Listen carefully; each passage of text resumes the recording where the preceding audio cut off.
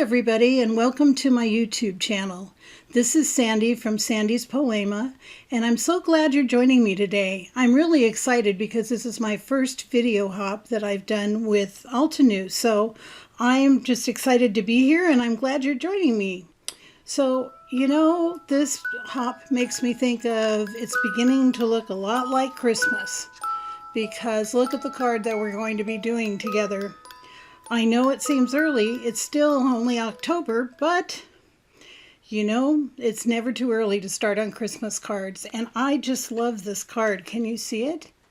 It's just these bright and cheery Christmas lights. And the stamp set that it uses is the new All Is Bright stamp set from Altenew. And it is so cute. It has all of these lights. You can use them just as the little individual lights. They've got all the lights that we're going to be using today. Several different sentiments. And they also have a matching die set, which we're not going to use today, but you can see that that makes it really versatile. And then, of course, you have your design sheet that helps you just have all kinds of ideas of how to use these lights. So you can just have so much fun. And today we're going to just go very, very standard Christmas with red and green and some blue and some gold using the main stamp and some of these little stamps down here. So to start off, what you are going to need is the background card for this stamp comes from the background panel comes from this set here, which is a Love for Stripes set B, which has this red in it. So this is going to be the background panel that looks like that comes around the very back of the card. I already have it pre-cut to be your standard A2 size, 4 1/4 by 5 1/2 horizontal stripes. Then the next thing is another panel just out of white that is this green panel here that I used as kind of a matte frame for the actual light card. So we're going to be working on that first, and that is cut to 3 7/8 by 5 1/8. So anyway, I love doing this technique for making this kind of a panel for round cards, or even for the background panel, because you can match your color straight to the color that you're using in your card, and you don't have to use colored cardstock. So what we're going to do first is take this white piece that is 3 7/8 by 5 1/8, and we're going to take our ink, which I'm using just green because it's a bright, like Christmas green. And all we're going to be doing is going around the edge. Now, you don't need very thick because it's just a very, very small border around the card. And we're just going to edge it around like this, right with the ink cube. Just like this. I love doing this because it matches your card exactly, and then you don't have to worry about finding cardstock that goes with it and doesn't clash, or is the same color green. So just like that, we're done. We're doing this first because I want it to dry while we're doing the rest of the card. So I'm going to set this aside over here to dry. And I was working on some freezer paper. I don't remember who told me this a long time ago. Normally I work on a glass mat, but when I'm using this mat to film, somebody told me just use freezer paper instead of a Teflon sheet, and then you don't have to clean it. You can just throw it away, and that works for me. So that's what I was doing there. Okay, so the next thing we're going to do is just go ahead and get started on stamping. Now, I have this card cut larger than what I'm going to need. It's about 5 1/2 long by about, probably 4 1/2 wide. I just left it large because I'm going to cut it down after we stamp the stamps on it. So it actually goes this direction, and I'm just going to put it kind of in the center there. See if I can get it straight. Pick it up. And then what I'm going to do is do some anti-static powder because I am going to heat emboss this, and I'm going to tell you why in a minute after we stamp it. I'm using the Altenew Obsidian Pigment ink, which it says exceptionally crisp, and that is true. It just makes a fabulous, detailed, let me move this over, I can see that I'm not on camera. It makes a fabulous, detailed stamping. And I want all of these little lights to show up and be very crisp. So I'm just going to do that. Put my ink away. And then just put it right down on there. And rub it both directions so we get a good imprint.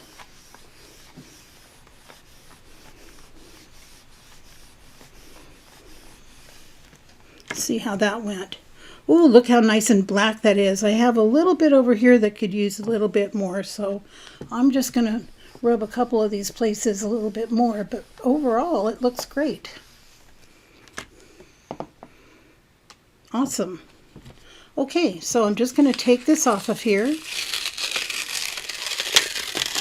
Oops, a little bit of my paper came up with the temporary glue, but that's okay.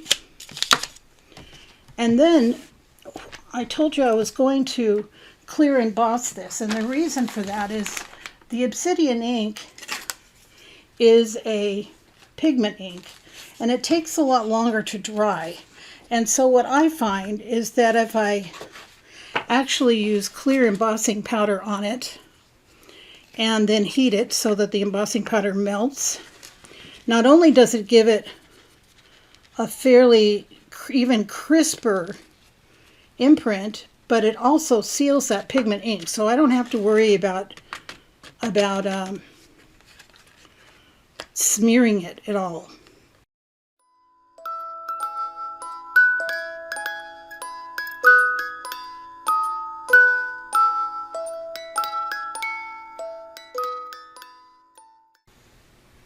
Good. So that's all set.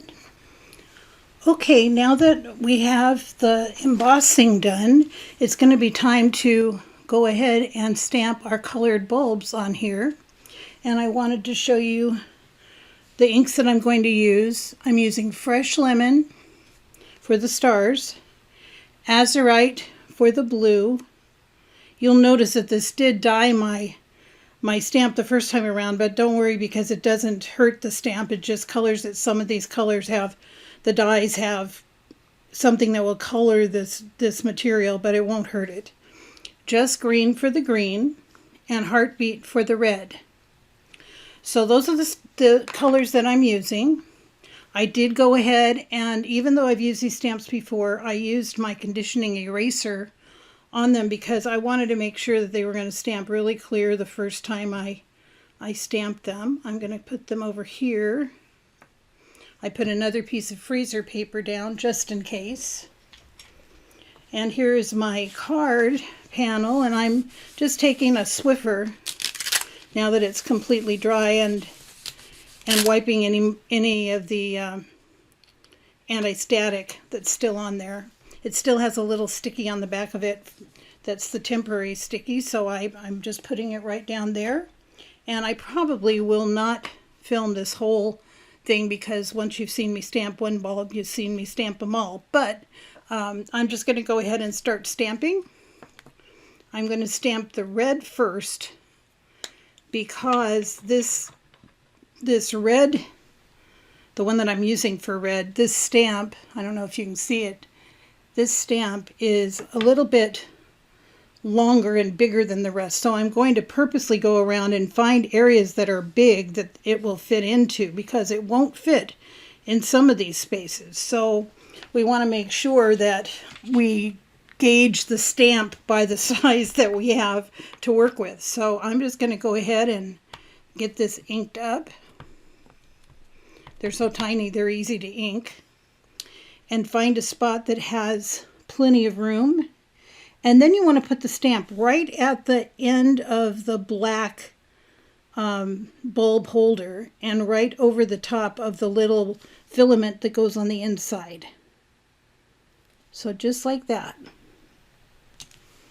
Voila! And there you have a red bulb.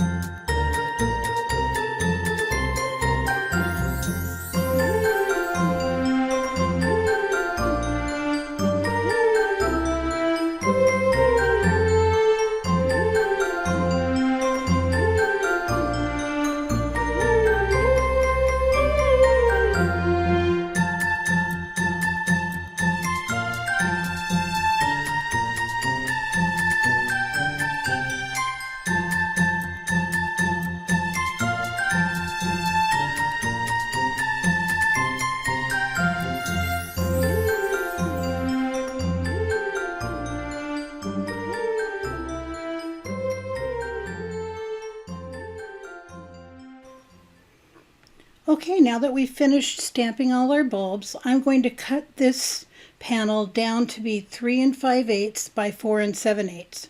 Right now it's 4 1/4 by 5 1/2. So I'm just going to take 5/8 off of 2 of the edges. This one had a blank at the bottom, so I'm going to take this blank area off.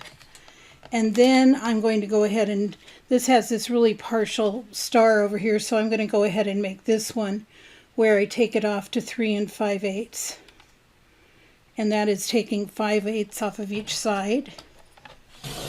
Okay, so that panel is done. Just like this, and we still have our green panel here. This is going to go on top of this in a minute. But first we're going to stamp our sentiment.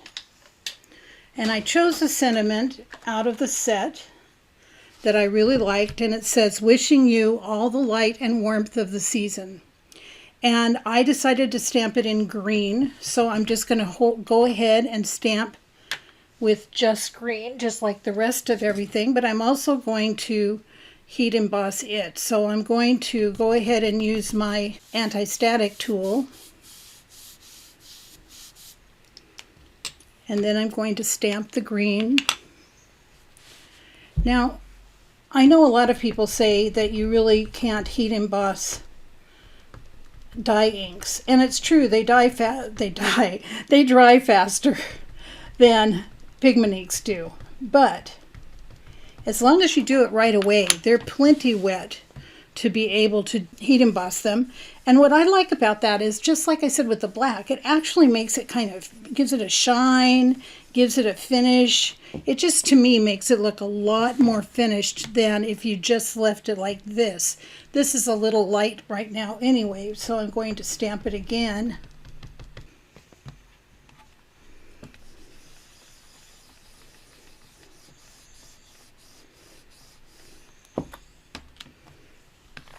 Now I'm going to go ahead and take this out, put this aside,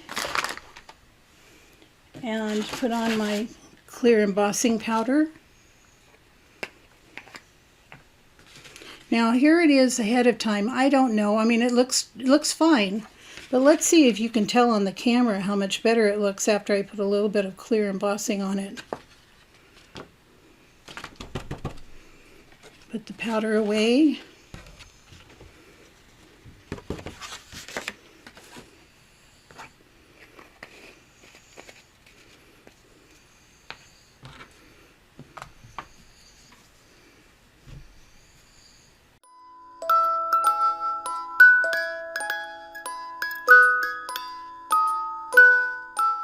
To cut this out, I'm going to use one of the dies from this set, which is the featured sentiment set from Altenew. It just has a whole lot of these curved rectangle sentiment dies, and I really like it. I use it quite a bit.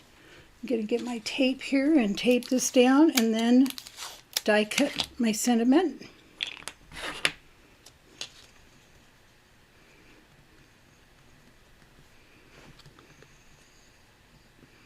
Make sure I get it straight.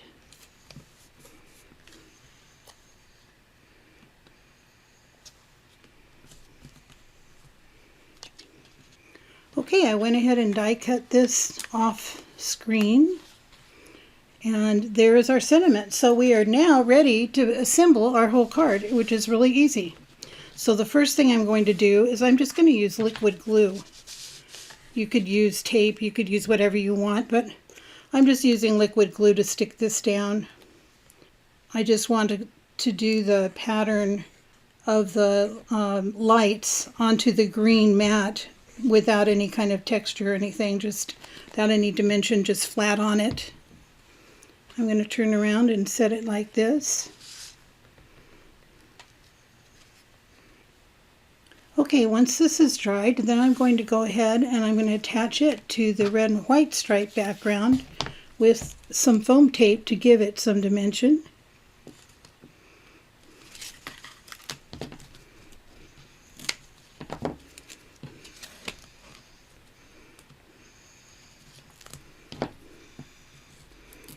Really quick. This card is so easy to put together. I could see that you could easily do them in assembly line fashion, and you know, it's just a bright and cheery and festive card. I can really see sending some of these to my grandkids who would love all the bright colors. I have 6 grandkids who range in age from 3 to 20, so maybe not for the 20-year-old, but for the 3-year-old, yes. She would love all this bright color. Okay, I'm just going to take these off, the little release tapes, and put it on.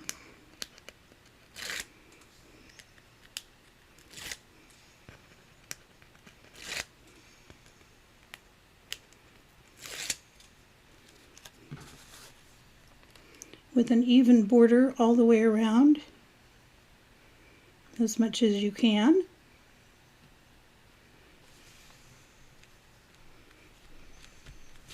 And then I'm just going to put some more foam tape on the back of this sentiment, which is just the right width for it.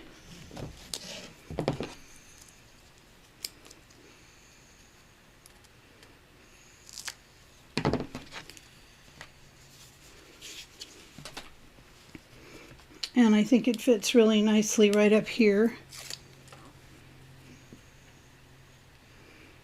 Wishing you all the light and the warmth of the season. I'll put a different sentiment on there for grandkids. And then, just to top everything off, I added some embellishments of some red and green sequins.